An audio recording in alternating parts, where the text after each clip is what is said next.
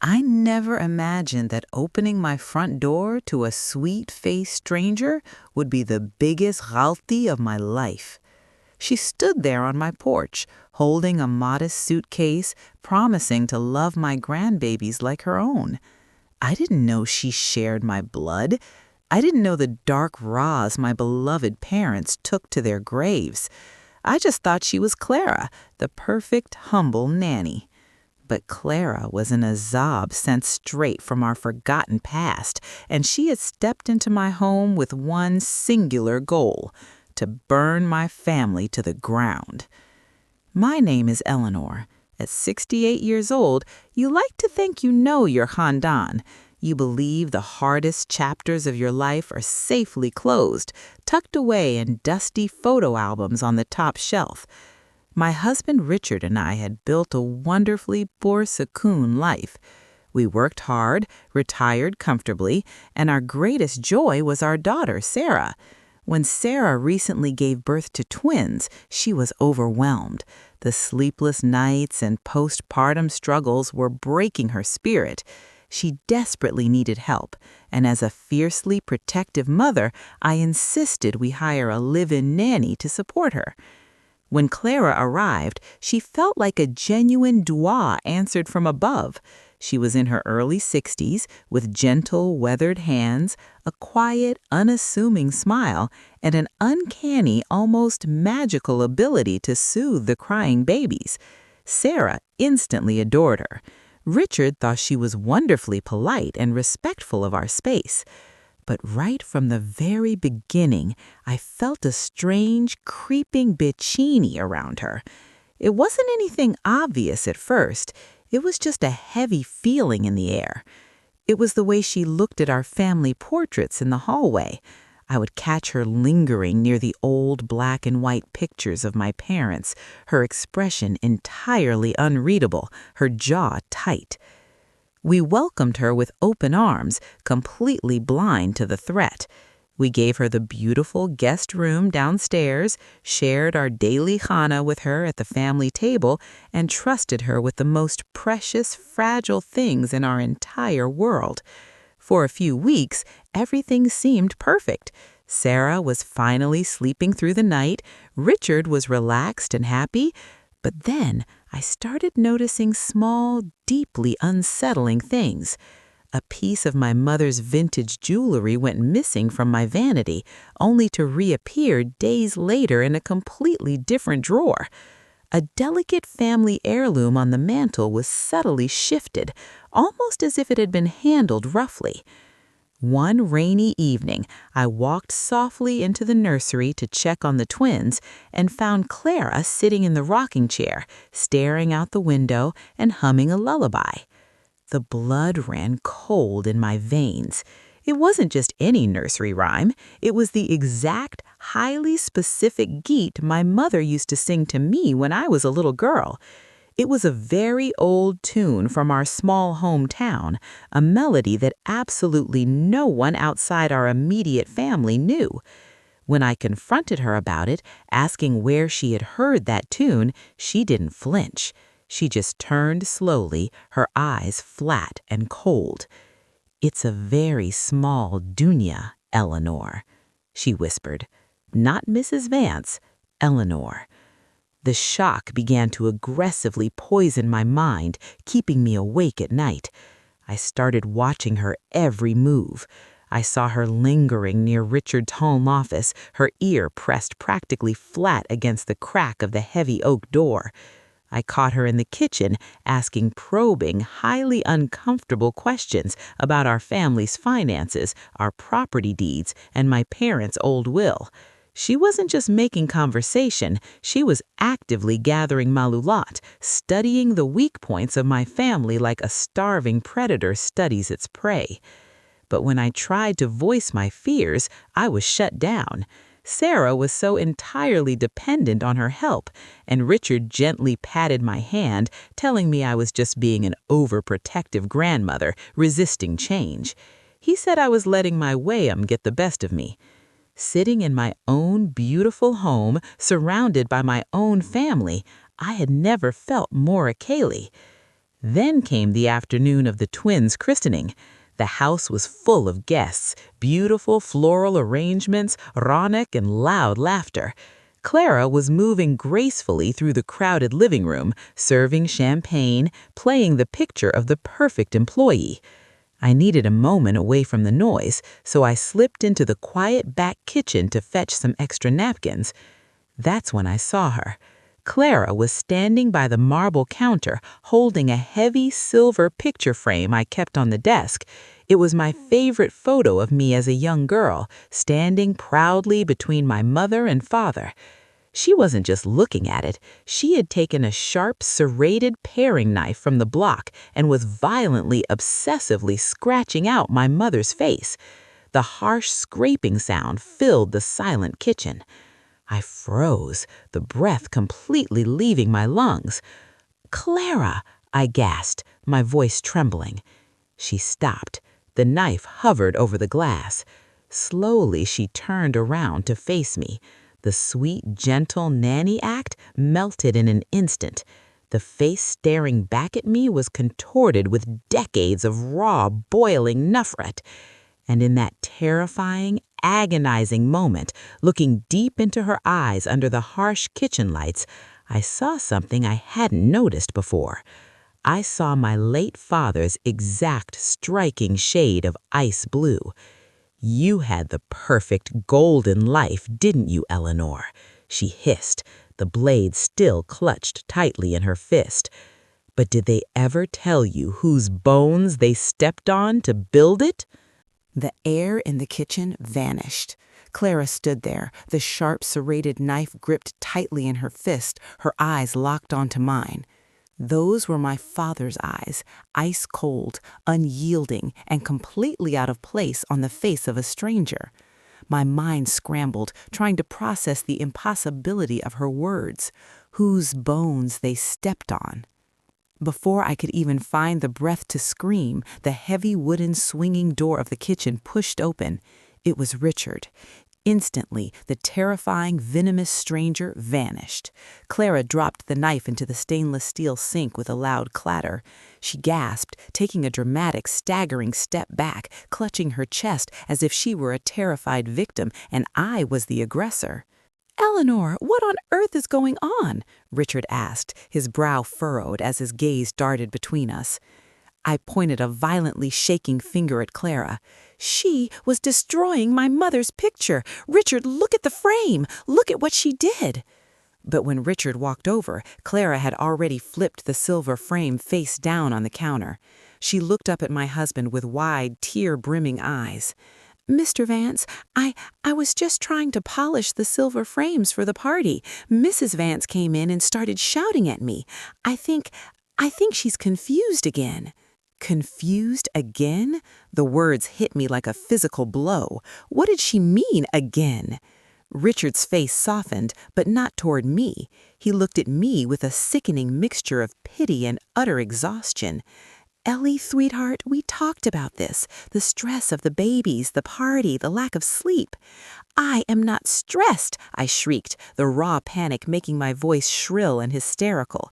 "She is a monster, Richard. Get her out of my house." My outburst only sealed Clara's twisted narrative. Sarah rushed into the kitchen, drawn by the commotion, and without a moment's hesitation wrapped a protective arm around the nanny. My own daughter, comforting the woman who was holding a knife just moments before. "Mom, stop it," Sarah snapped, her eyes flashing with profound disappointment. "Clara is the only thing keeping this family together right now. If you force her out because of your paranoia, I'm taking the twins and moving into a hotel. I mean it." I stood there, completely paralyzed, watching my family form a literal wall around an imposter. Clara peered over Sarah's shoulder, meeting my eyes. A tiny, triumphant smirk played on her lips. She had won the first battle without even breaking a sweat. The next 48 hours were a living nightmare. I became a ghost in my own home. Richard and Sarah spoke to me in hushed, patronizing tones, the kind you reserve for a terminally ill patient. Whenever I walked into a room, they would quietly pack up the babies and leave. Clara had poisoned their minds, planting invisible seeds of doubt about my sanity, my memory, and my temper. I realized with terrifying clarity that she hadn't just been snooping around, she had been meticulously laying the groundwork for my absolute isolation. I knew I had to find proof. I had to uncover exactly who she was and what she wanted before I lost my family entirely. On Tuesday morning, Clara took Sarah and the twins to a pediatrician appointment. Richard was out playing his weekly round of golf. For the first time in weeks, the house was dead silent. My heart pounded against my ribs like a trapped bird as I descended the basement stairs toward Clara's room. It felt like walking into a predator's den. I tore through her modest belongings, her dresses, her neatly folded sweaters. Nothing. I was about to give up when I noticed the wooden baseboard behind her nightstand. The paint was chipped and the wood was slightly splintered, as if it had been pried away and pushed back into place multiple times. My hands trembled violently as I used a metal nail file to wedge the board loose. Behind it, hidden in the dark, dusty cavity of the wall, was a rusted metal lockbox. It wasn't locked. The latch snapped open with a dry click. Inside, there was no money, no stolen jewelry, just a stack of yellowing papers brittle with age. I pulled the top document out into the dim light. It was a birth certificate from the state of Pennsylvania. Date of birth, October 14th, 1954, exactly 3 years before I was born.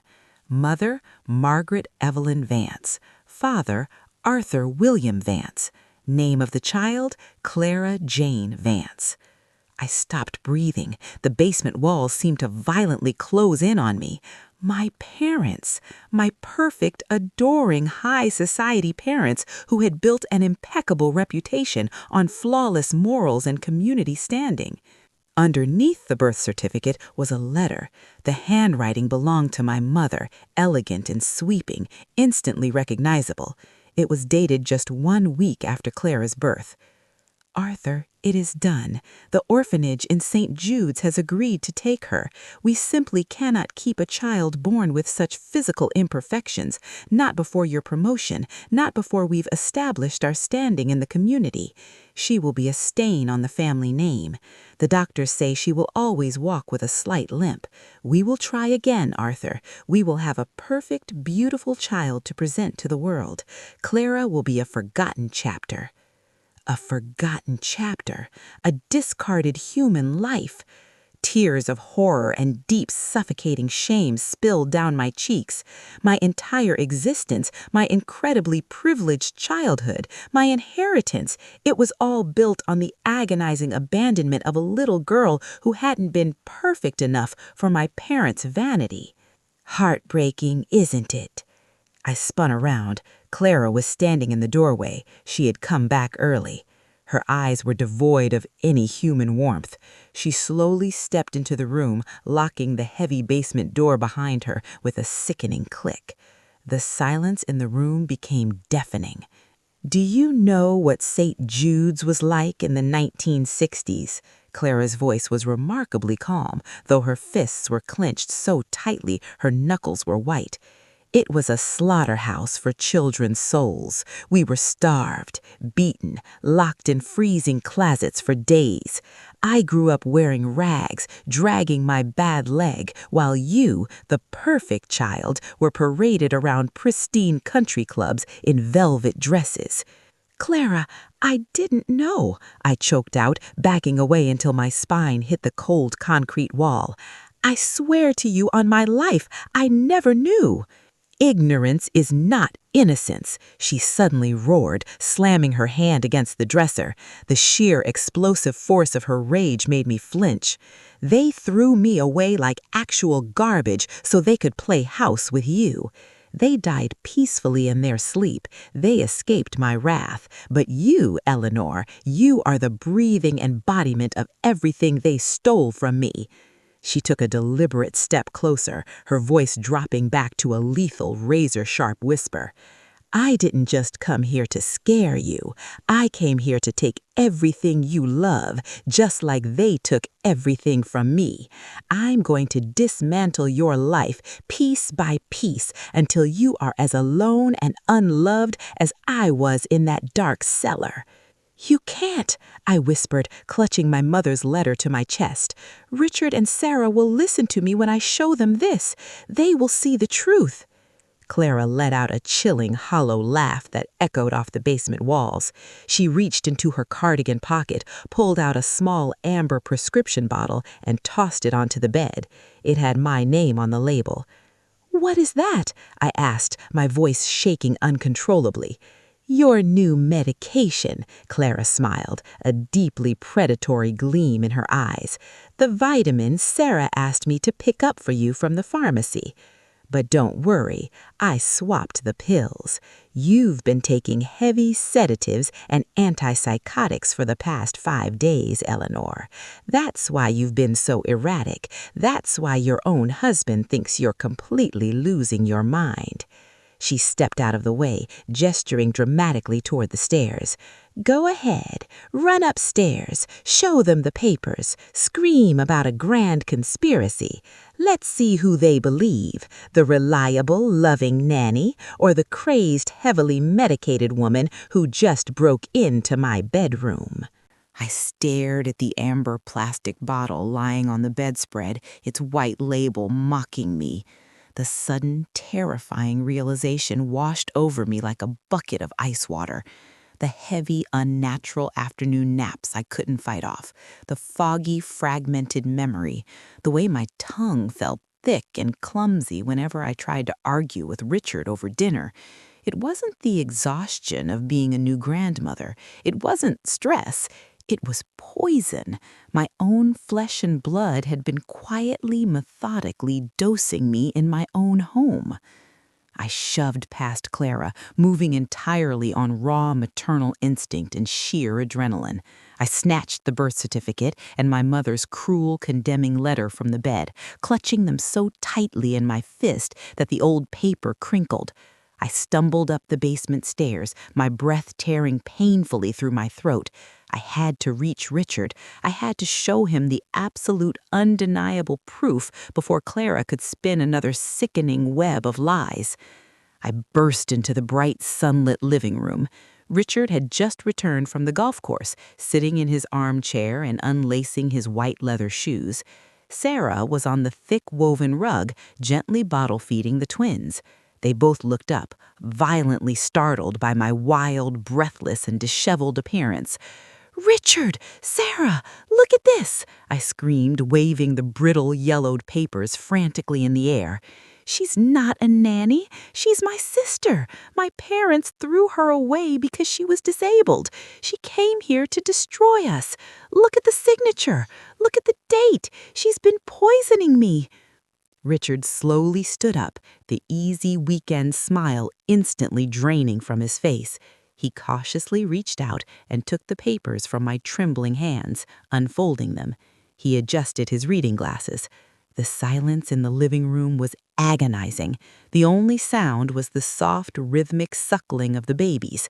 I waited for his gasp. I waited for the horror to wash over his face. I waited for my husband of 40 years to wrap his strong arms around me and forcibly throw that monster out of our home. Instead, he let out a heavy, heartbreaking sigh. He looked over my shoulder. Clara had followed me upstairs. She was standing in the archway of the living room, her hands covering her mouth, silent, agonizing tears streaming down her weathered face. She was playing the ultimate devastated victim, and she was doing it flawlessly. "I am so sorry, Mr. Vance," Clara wept, her voice trembling with perfectly manufactured, earth-shattering grief. "I didn't want to cause this chaos. I swear to you on my life. Yes, the papers are real. I am her older sister, but I didn't come here for revenge. I just wanted to finally know my family. I wanted to help with these beautiful babies. But Eleanor, she found out my secret and she just snapped. She broke into my room. She cornered me in the basement and told me I was human garbage, just like our parents did.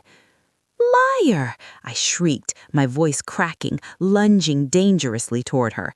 She's drugging me, Richard. Look at the pill bottle in her room. She swapped my morning vitamins. Richard stepped forward and grabbed my arms, pinning them to my sides with terrifying, unyielding strength. Eleanor, stop it right now, he bellowed. I had never, ever heard him yell like that. He wasn't looking at Clara. He was looking at me with pure, unadulterated fear and profound pity. You are completely out of control. You're attacking a poor disabled woman who just wanted to meet her flesh and blood. Look at yourself, Ellie. You're raving like a lunatic in front of your grandchildren. I turned to Sarah, begging my only child with my eyes. Sarah, please, you have to believe me. She wants to hurt us. But my daughter had scooped up both babies tightly against her chest and was backing away from me, her face pale with terror. Mom, you need serious psychiatric help. You're scaring the babies. You're scaring me. You're acting like a monster. The word hit me harder than a physical blow. Monster. At that exact moment, the adrenaline that had propelled me up the stairs completely evaporated. The heavy, suffocating weight of the antipsychotics Clara had been slipping into my morning orange juice hit my bloodstream like a freight train. The walls of the living room tilted violently. My legs turned to absolute lead, buckling beneath me. I tried to yell, to defend myself, to scream that they were making the biggest mistake of their lives, but my tongue felt swollen and utterly useless. The words came out in a pathetic, drunken slur. I'll call Dr. Evans, Richard said, his voice sounding entirely muffled, like I was underwater. He gently but firmly guided my dead weight to the sofa, forcing me to sit down. We need to get her evaluated immediately. Clara rushed forward with a glass of ice water, playing the forgiving, angelic saint. Let me help her. She doesn't know what she's doing. It's just the shock of the news. I tried to violently swat the glass away, but my arm simply wouldn't obey my brain. She pressed the cold glass rim to my lips. As she leaned in, her cold, dead, ice-blue eyes locked onto mine, and a wicked, triumphant smile spread across her lips, hidden entirely from my husband's view. I woke up in pitch blackness. My mouth tasted like bitter, metallic chalk. My head throbbed with a sickening, rhythmic pain. I was lying on top of the comforter in our master bedroom suite. The digital clock glowing violently red on my nightstand read 3 a.m. I slowly pushed myself up, my joints aching as if I had been beaten. I stumbled heavily to the solid oak bedroom door and turned the brass knob. It didn't budge. I rattled it frantically, pulling with all my lingering strength. Locked from the outside. Raw panic clawed its way up my throat, choking me. I ran to the bay window and threw open the heavy curtains. The moonlight illuminated the driveway. It was entirely empty. Richard's SUV was gone. Sarah's car was gone. The house was dead, suffocatingly silent. I rushed back to my nightstand to grab my cell phone to dial 911, but the charging cable lay empty on the wood. My only lifeline to the outside world had been taken. Then I saw it. A crisp white envelope had been slipped neatly under the bedroom door. I dropped to my knees, my fingers trembling violently as I tore it open. It was a note, written in Clara's perfectly steady, elegant handwriting. Dear sister, Richard and Sarah agreed you are a severe, unhinged danger to the twins. They have taken the babies to a secure hotel until you can be legally committed to a psychiatric facility on Monday morning. Don't bother screaming for help. We are miles from the neighbors. It's just you and me now, Eleanor, and we have a lifetime of pain to catch up on. I pressed my ear against the cold wood of the locked door, holding my breath. From the dark hallway downstairs, I heard the distinct, chilling sound of heavy footsteps on the stairs, followed by the terrifying scrape of a metal blade being dragged slowly up the wooden banister. She was coming for me. The horrifying sound of the metal blade scraping against the wooden banister echoed through the empty, silent house. Scrape, step, scrape, step. It was a slow, agonizing rhythm deliberately designed to shred my already frayed nerves. Clara was not in a rush. She had all the time in the world. She had systematically stripped away my husband, my daughter, my grandbabies, and my freedom. Now she was coming to finish the story our parents had started over 6 decades ago. I backed away from the locked bedroom door, my breath coming in ragged, shallow, terrifying gasps. The residual chemical fog of the antipsychotic drug she had been secretly feeding me still made the room spin slightly. The edges of my vision blurred, begging my exhausted 68-year-old body to just lie down on the plush carpet and surrender to the dark. But pure, unadulterated maternal rage was burning through the chemical haze like a wildfire. I was a senior citizen, yes. Society might view me as fragile and past my prime, but I was not going to lie down and die in my own home. I was not going to let this vengeful, psychotic stranger raise my beautiful grandchildren. I desperately scanned the moonlit master bedroom for anything, absolutely anything I could use to defend myself. The heavy brass table lamp? The cord was far too short, and it would tether me to the wall like a chained dog. The thick glass perfume bottles on my mirrored vanity? Too small to stop a woman armed with a carving knife. Then, my panicked eyes locked onto the brick fireplace nestled in the corner of the suite. Resting innocently against the soot-stained hearth was Richard's heavy, wrought-iron fire poker. I lunged for it, my arthritic knees and joints screaming in bitter protest, and wrapped my trembling, liver-spotted hands around the cold, solid iron. It was incredibly heavy, reassuringly lethal, and cold to the touch.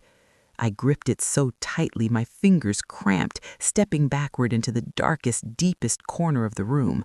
I pressed my spine flat against the elegant floral wallpaper, placing myself entirely out of sight from the doorway.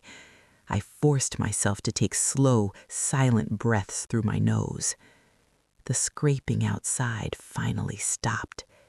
She was right outside my door.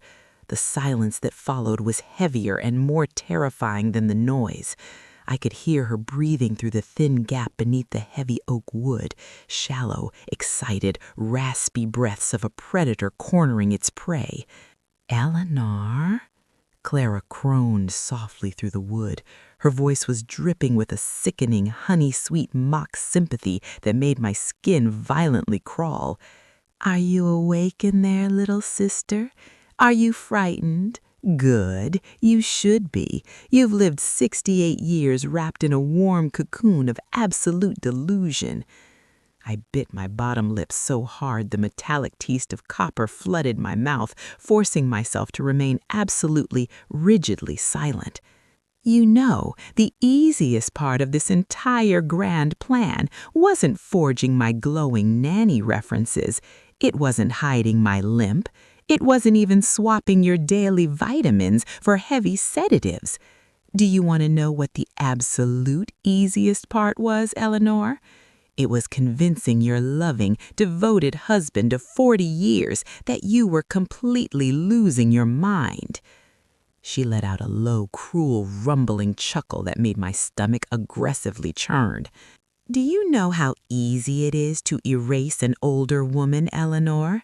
Kara hissed, tapping the flat of the knife against the door. Tap, tap, tap. "Society already wants you invisible. They already view you as a burden. I just gave them an excuse. Men like Richard, they don't want to deal with messy, emotional, aging wives. They want peace. They want quiet golf weekends. The very moment you became an inconvenience, the moment you started acting crazy and disrupting his perfect, serene retirement, he was practically begging for a reason to have you committed. He signed the temporary medical power of attorney yesterday afternoon, Eleanor. Did your sweet husband forget to mention that to you? He completely handed your entire life, your finances, your medical rights over to Sarah. And Sarah relies entirely on me. I control the estate now. Tears of profound betrayal and earth-shattering heartbreak streamed hotly down my cheeks, stinging my skin. Richard, my partner, the man who held my hand in the delivery room. He hadn't just doubted me. He had legally, systematically signed away my human rights because it was the easiest way to keep his comfortable life undisturbed. He had handed the keys to our kingdom directly to the wolf. My marriage died right there in the dark corner of my bedroom. "I'm not going to kill you tonight, Eleanor," Clara said, her voice dropping to a terrifying, lethal whisper. "Death is far too quick. It's too merciful for what your parents did to me. No, my plan is so much more exquisite. Tomorrow morning, the men in the white coats are going to come.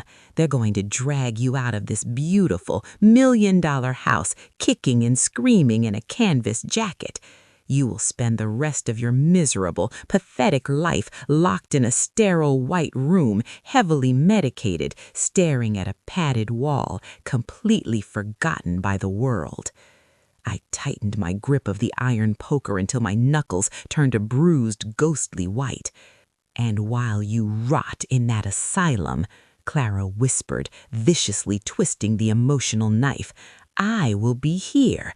I will live in your gorgeous house. I will sleep in your expensive bed. And I will raise Sarah's twins as my very own. They will call me Grandma. They will completely forget you ever existed. I am taking the life that was stolen from me, Eleanor, and there is absolutely nothing a crazy old woman can do to stop it." The sharp jingle of metal keys echoed in the quiet hallway. She had taken the master key ring from the kitchen hook. Click. The heavy brass deadbolt snapped back like a gunshot. The brass doorknob slowly, agonizingly turned. The door creaked open, casting a long, terrifying shadow on the plush bedroom carpet. Clara stepped into the room. She was holding a large, razor-sharp carving knife from my kitchen block. The pale moonlight streaming through the bay window caught the edge of the steel blade, glinting dangerously. She looked towards the messy, unmade bed, expecting to see me cowering under the down comforter. But the bed was completely empty. "Eleanor?"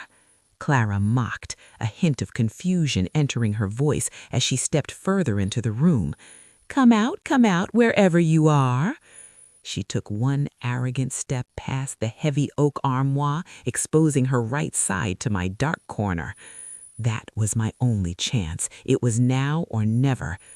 With a guttural, primal scream that tore from the very depths of my ancestral soul, I lunged from the shadows. I swung the heavy iron fire poker with every single ounce of grandmotherly strength I possessed. I didn't aim for her head. I wasn't a killer. I aimed for the very thing that had cursed her. I aimed for her knees. The heavy, solid iron connected with a sickening, audible crack against her leg, the very same imperfect leg that caused our vain parents to abandon her in a freezing orphanage all those decades ago.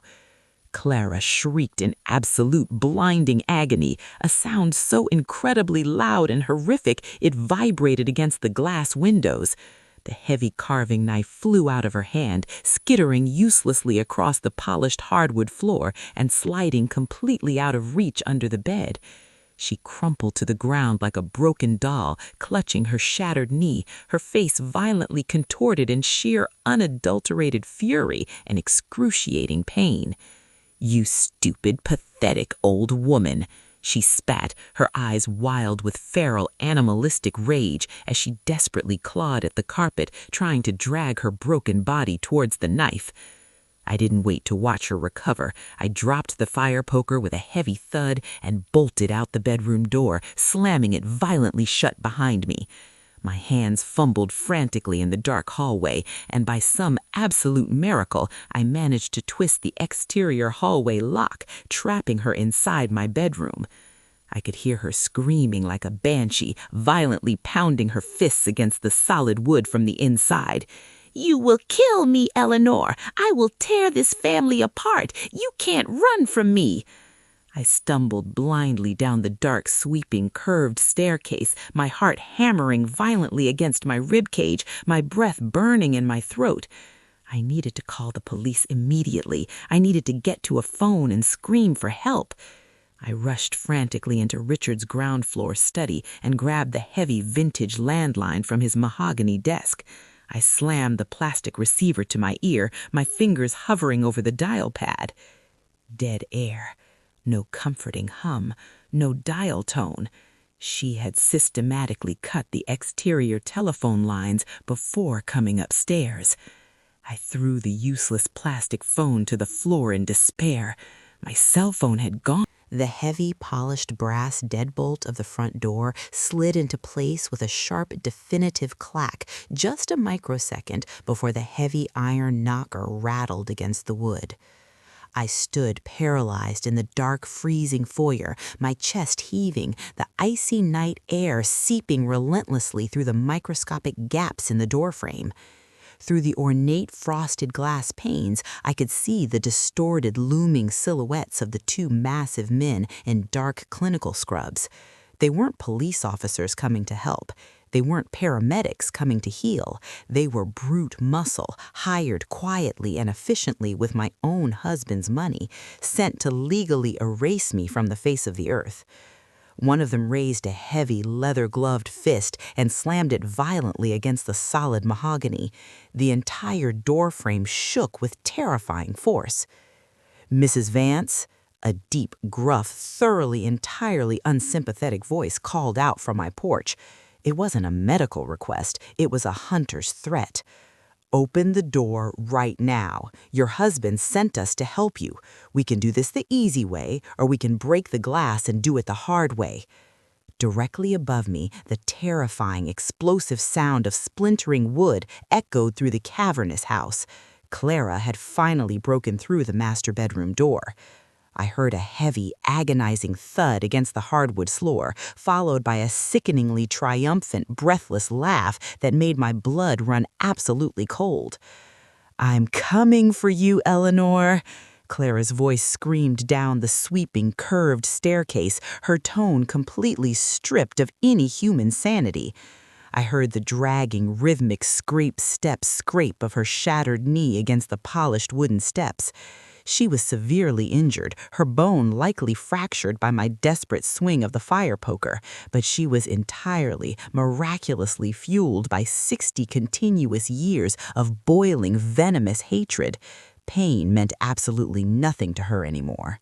I was completely, hopelessly boxed in. The ruthless orderlies were at the front door. The vengeful monster of my family's past was descending the stairs.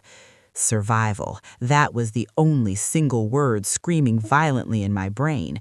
I wasn't just a discarded 68-year-old housewife whose husband found her inconvenient. I was a mother, and those monsters were actively trying to claim my vulnerable daughter and my precious, defenseless flesh and blood grandchildren. The primal maternal fire that ignited in my veins instantly burned away the last lingering, suffocating fog of the antipsychotic drugs she'd slipped into my morning juice. I turned my back on the front door and bolted down the long, dark hallway toward the kitchen.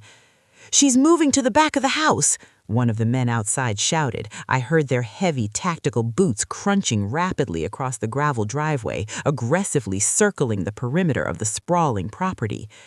I burst into the kitchen, the pale moonlight reflecting coldly off the pristine granite countertops. I didn't go for the glass back door. That would be far too obvious and they would see me immediately. Instead, I threw open the door to the basement and plunged blindly into the pitch-black stairwell, locking the heavy wooden door behind me. I practically fell down the steep wooden steps, my thin bedroom slippers sliding dangerously on the dust. Our deep, unfinished basement had an old, heavy metal bulkhead door that led directly up into the overgrown, wild blackberry bushes behind the house. Richard had aggressively wanted to seal it up with concrete years ago, constantly complaining about winter drafts and security, but I had stubbornly, inexplicably kept it. Thank God I did. I reached the rusted iron handle of the Bilko doors. My liver-spotted hands were shaking so violently I could barely grip the freezing cold metal. I threw my entire desperate body weight against the heavy latch, my arthritic shoulders screaming in agonizing, blinding pain. Clang! The rusted lock finally gave way. I shoved the heavy metal doors upward and scrambled out into the freezing, biting Appalachian night air just as the glass kitchen door upstairs exploded inward with a deafening, shattering crash. The men were inside my home.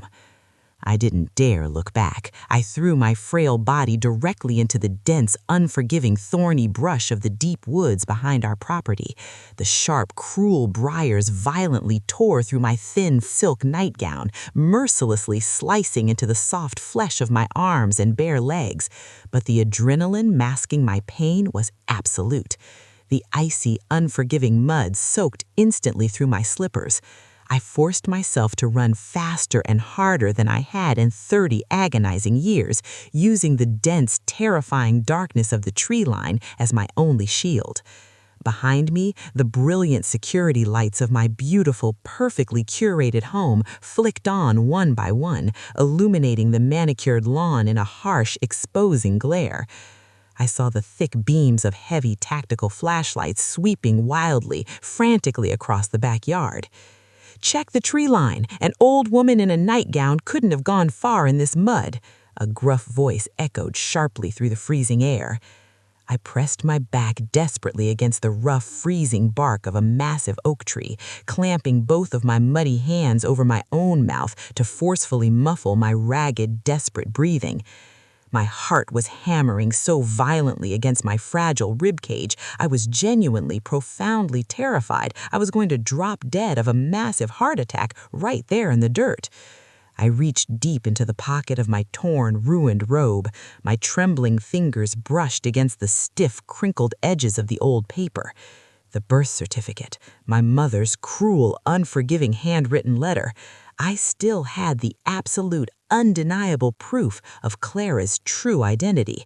I just had to survive long enough to get it to Sarah. I needed a vehicle. My car and Richard's SUV were gone. But about a quarter-mile through the dense, unforgiving woods stood Richard's detached, weathered hobby barn. Inside sat his absolute pride and joy, a fully restored, cherry-red, vintage 1978 Ford pickup truck. He never drove it in the harsh winter, and he notoriously, arrogantly left the heavy metal keys tucked securely behind the leather sun visor. I moved silently through the dark woods like a hunted ghost, completely ignoring the agonizing, seizing cramps tearing through my calves. When I finally reached the barn, the heavy wooden side door was miraculously unlocked. I slipped inside.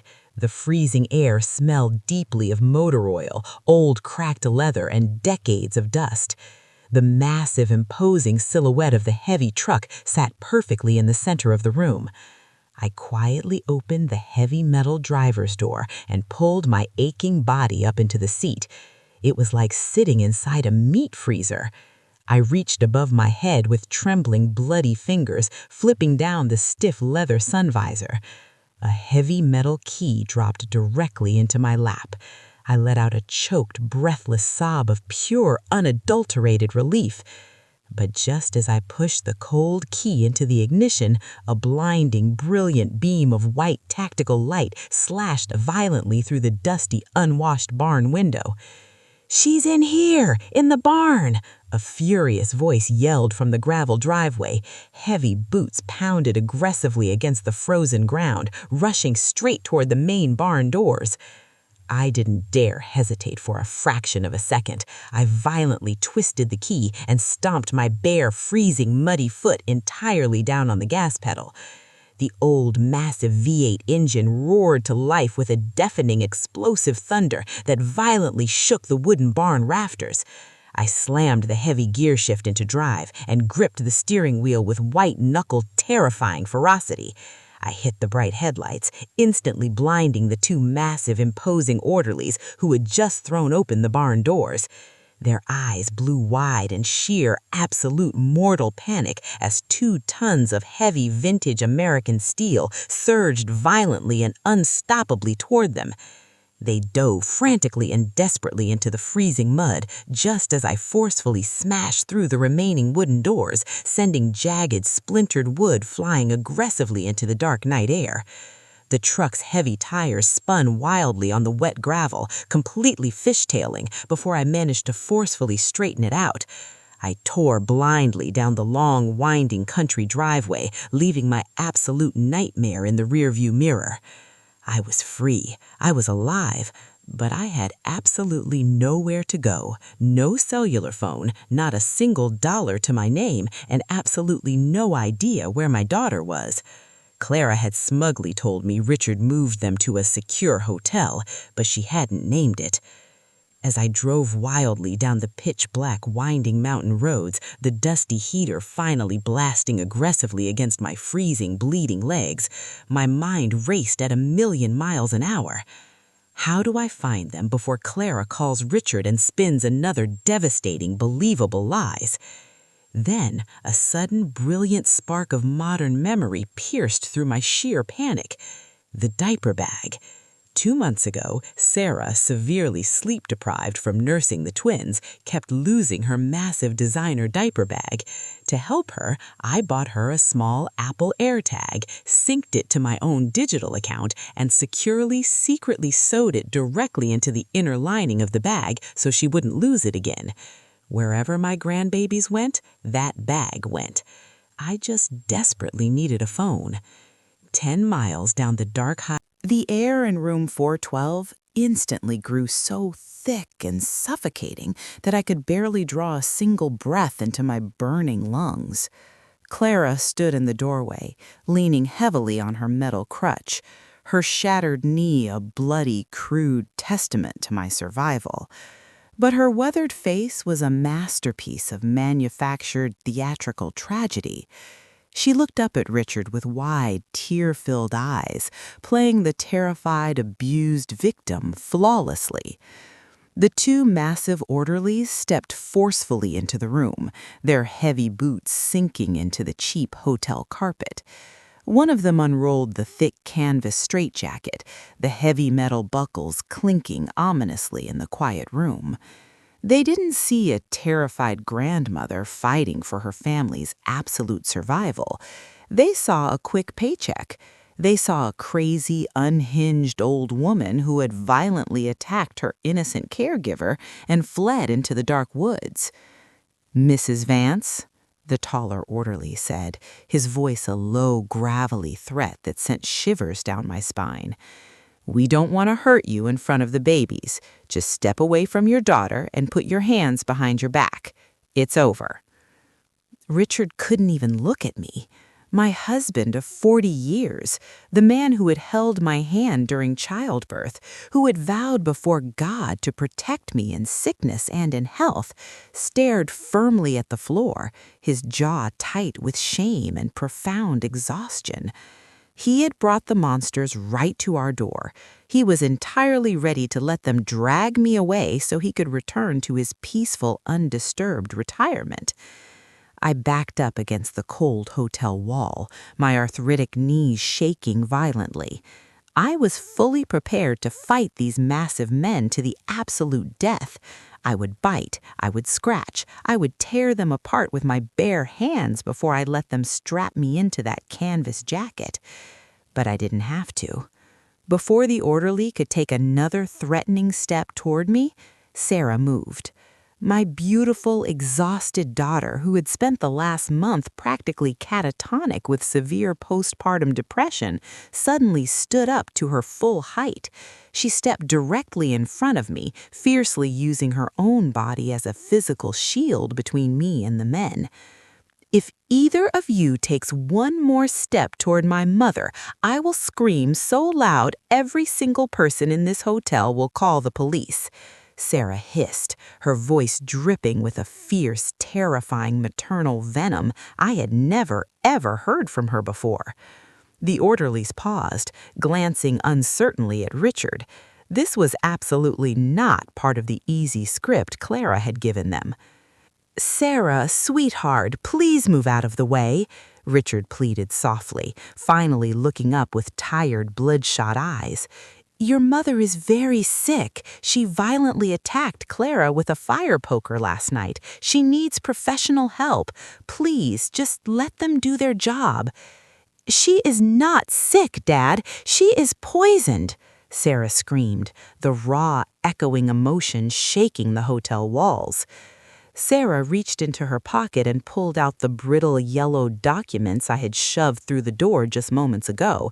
She didn't hand them to me. She marched directly across the room, completely ignoring Clara's sudden panicked gasp, and shoved the ancient papers violently into Richard's chest. "Read it," Sarah demanded, her voice shaking with unadulterated rage. "Read it right now, Dad. Look at the birth certificate. Look at Grandma's handwriting. Look at the date." Richard instinctively took the papers, adjusting his reading glasses with a trembling hand. Clara's carefully constructed mask of sweet, innocent victimhood instantly and violently cracked. Pure, desperate panic flashed in her ice-blue eyes. She lunged forward aggressively on her crutch, desperately trying to snatch the papers out of Richard's hands. "They're fake!" Clara shrieked, her voice suddenly shrill, manic, and desperate. "They're fake, Richard! She forged them! She's completely out of her mind! Don't look at them!" But Richard turned his broad shoulder, firmly blocking her. His eyes frantically scanned the yellowed parchment of the birth certificate, taking in my parents' names, the date, the inducible, faded state seal. Then he unfolded my mother's handwritten letter. I watched my husband's face closely. I watched the exact agonizing moment his entire comfortable reality completely shattered. The healthy color drained entirely from his cheeks, leaving him a sickly ashen gray. He knew my mother's sweeping, elegant cursive just as well as I did. He read the cruel, unforgiving words about the orphanage, about the discarded chapter, about the baby girl thrown away like garbage for not being physically perfect. The heavy silence in the room was deafening, broken only by the soft, innocent cooing of the twins. Richard slowly lowered the papers. He looked up, his eyes locking directly onto Clara's face. For the very first time, he didn't see the sweet, humble nanny who made his morning coffee and kept his house quiet. He saw the striking, cold, ice-blue eyes of my late father staring right back at him from a stranger's face. "Clara," Richard whispered, his voice trembling with a horrifying mix of betrayal and sheer disbelief. "Is this true? Are you Eleanor's sister?" Clara realized in an instant that she had lost him. The absolute, undeniable proof was in his hands. The meticulous, decades-long game was finally over. And in that moment, the sweet, weeping victim completely vanished, replaced by a creature of pure, venomous, boiling hatred. Clara straightened her spine, entirely ignoring the agonizing pain in her shattered knee, and let out a cold, hollow, deeply terrifying laugh that chilled me to the bone. "Yes, you pathetic, blind old fool," Clara spat, her face twisting into a hideous, unrecognizable snarl. "I am her flesh and blood, and you made it so incredibly easy for me.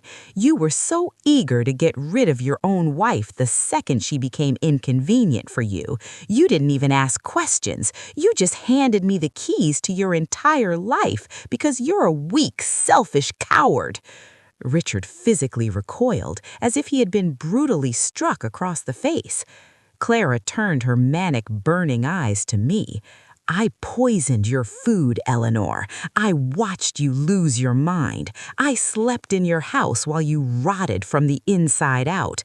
You might have survived tonight, but you will never, ever erase the fact that your perfect, privileged life is built entirely on my suffering. You are exactly like them. No, she isn't, Sarah interrupted, her voice entirely steady and cold as steel. My mother fought through poison, through a shattered heart, and through the freezing dark woods in the middle of the night just to protect her family. She is 10 times the woman you will ever be, and you are going to spend the rest of your miserable life rotting in a prison cell. Sarah pulled her cell phone from her back pocket. The screen was already brightly glowing. I dialed 911 the second I saw the letter, she said calmly. The police are already downstairs in the lobby. As if entirely on cue, the heavy, urgent thud of tactical boots echoed down the fourth-floor hallway. The two massive orderlies, realizing with stark terror that they had been hired to facilitate a kidnapping and a severe domestic crime, threw their hands in the air and immediately backed away from Clara, terrified of the legal consequences. "We didn't know anything about this man," the taller one stammered, sweating profusely. "We were just hired for a psych transport. We're out." When the uniformed police officers burst into room 412 with their hands on their weapons, Clara didn't even try to fight. The adrenaline had finally worn off, and her shattered knee gave out completely. She collapsed heavily to the hotel floor, screaming and sobbing in absolute agony and defeated rage as the officers tightly cuffed her hands behind her back. As they dragged my biological sister out of the room, her venomous, guttural screams echoed down the long hallway, fading into the distance until there was absolutely nothing left but silence. The immediate terrifying danger was gone, but the immense, devastating wreckage of my life remained scattered on the floor. Richard fell heavily to his knees, burying his face in his hands, openly and loudly weeping. He looked like a broken, pathetic, incredibly old man. "Ellie, Eleanor, my God, I am so deeply sorry," he sobbed, reaching out a trembling, desperate hand toward me. "I didn't know. I was so stressed with the babies, and you were acting so differently, and she was so convincing. Please, please forgive me. Let's go home. Let's put this horrific nightmare behind us." I looked down at the man I had loved and served for 40 years. I looked at the very hands that had legally signed away my freedom without a second thought, just to maintain his own peace and quiet. The man who believed a total stranger over his own devoted wife. "No, Richard," I said, my voice shockingly calm,